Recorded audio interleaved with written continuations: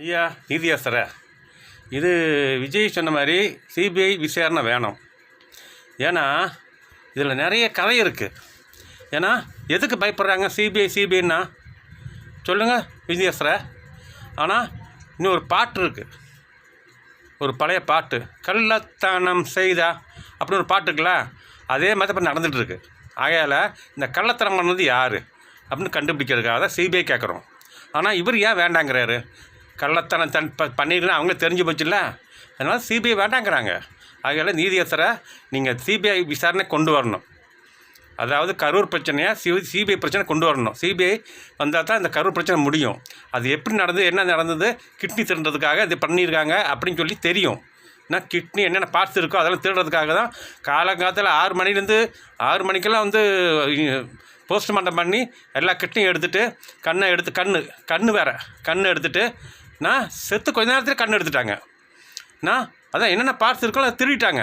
இது கண்டிப்பாக என்ன செய்யணும்னாக்கா சிபிஐ விசாரணை வேணும். நீதியரசரை நான் விஜய் தம்பிக்காக நான் பேசுனேன். விஜய் தம்பிக்காக பேசலை, அந்த மக்களுக்காக பேசுகிறேன். நான் விஜய் தம்பி நல்லவர் தான், அவர் உழைச்ச காசை செலவழிக்கிறாரு.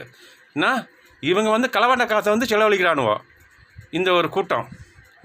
ஆகையால் நீதியரசரை இது கள்ளத்தனம் பண்ணலை, கள்ளத்தனம் பண்ண அப்படின்னு ஒரு பாட்டுனால இது இப்போ இருக்கிற பாட்டு, இப்போ அந்த பாட்டு இப்போ நடக்குது. இப்போ கள்ளத்தனம் பண்ணிகிட்டு இருக்காங்க. உடனே பாடியை எரிக்க சொல்லிட்டாங்க.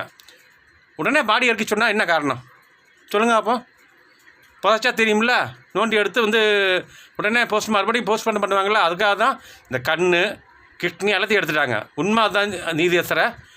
ஐயா விஜய் தம்பி, இதை நீங்கள் சொல்லுங்கள் விஜய் தம்பி. உங்களுக்கு தெரியும், உங்களுக்கு தெரியாது, ஆனால் எனக்கு தெரியும். இருந்தாலும் சொல்கிறேன் நான். விஜய் தம்பி நீங்கள் பயப்பட வேண்டாம், உங்களுக்கு மேலே தப்பு கிடையாது.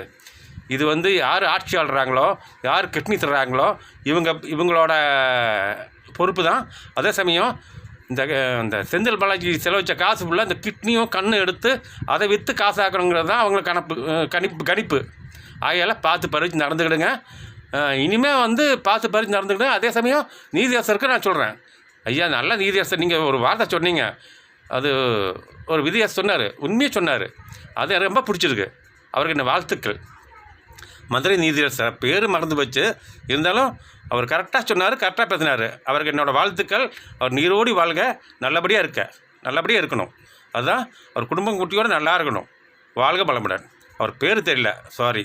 ஆனால் அந்த நீதியரசர் தான் உண்மையான நீதியரசர். 20 வருஷமாக இந்த வக்கீல் தொழில் அதுக்கப்புறம் நான் நீதியரசர் ஆரணுனாக்கா காரணம் என்ன?